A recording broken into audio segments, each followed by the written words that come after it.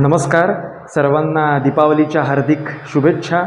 सर्वांनाही दिवाळी सुखाची, समाधानाची, भरभराटीची, आरोग्यदायी जावो ही श्री समर्थ चरणी आणि रामरायांच्या चरणी प्रार्थना.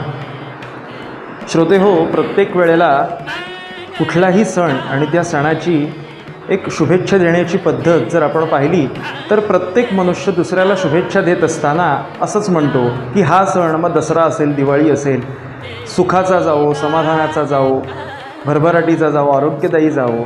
तर ह्यामधले असणारे काही शब्द जे आहेत, सुखाची जावो दिवाळी, समाधानाची जावो, भरभराटीची जावो, म्हणजे नक्की काय?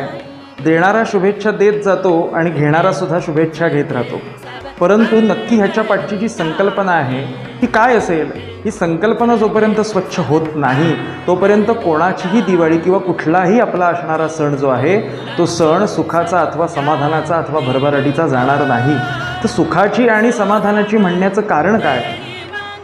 तर आपल्या ह्या हिंदू संस्कृतीमध्ये, हिंदू धर्मामध्ये सर्व ऋषीमुनींनी, सर्व संत सत्पुरुषांनी जे काही ग्रंथ, त्यांचं असणारं जे वाङ्मय आहे की नाथ महाराज म्हणतात, मी न करे त्याची कथा तोची मुखी होय वक्ता. माझ्या मुखातून तो सगळं बोलतो, तसं सगळ्या संत सत्पुरुषांच्या मुखातून भगवंत बोलतो. त्यांच्या वाणीवरती तो बसतो आणि त्यांच्या मुखातून तो बोलतो. ह्या पद्धतीनं आपल्या कल्याणाच्या उद्धाराकरता, श्रोते हो, आपल्या सगळ्यांच्या जीवांच्या उद्धाराकरता सर्व संत सत्पुरुषांच्या मार्फत जे सगळं वाङ्मय निघालं, ग्रंथ असतील, त्या ग्रंथांच्या म्हणजे संतांच्या ग्रंथांच्या विचारांचं जे असणारं समाधान आहे, विचारांचं असणारं जे सुख आहे, ते एकदा आपल्याला प्राप्त झालं की जो कुठला आपला संस्कृतीमध्ये असणारा जो सण आहे, समारंभ आहे, तो सुखाचा जातो, समाधानाचा जातो. ह्याचं कारण श्रोते हो, इतरत्र सुख अथवा समाधान कुठेही नाही.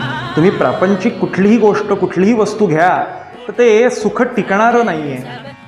ते सुख टिकणारं नाही आहे. सुख आणि समाधान ज्यामध्ये कायम आपल्याला मिळणार आहे आणि ज्याने आपण समृद्ध होणार आहोत, ते म्हणजे संतांचं असणारं वाङ्मय. म्हणून संतांच्या ग्रंथांच्या विचारांचं असणारं समाधान, सुख हे आपल्याला या दिवाळीमध्ये प्राप्त व्हावं. म्हणून दिवाळी ही आपल्याला सुखाची, समृद्धीची, समाधानाची जावो. ह्याचा अर्थ काय की संतांची कृपा, संतांच्या ग्रंथांची कृपा आपल्यावरती राहो, ही आपण श्री समर्थ चरणी आणि रामरायांच्या चरणी प्रार्थना करायची. श्रीराम समर्थ.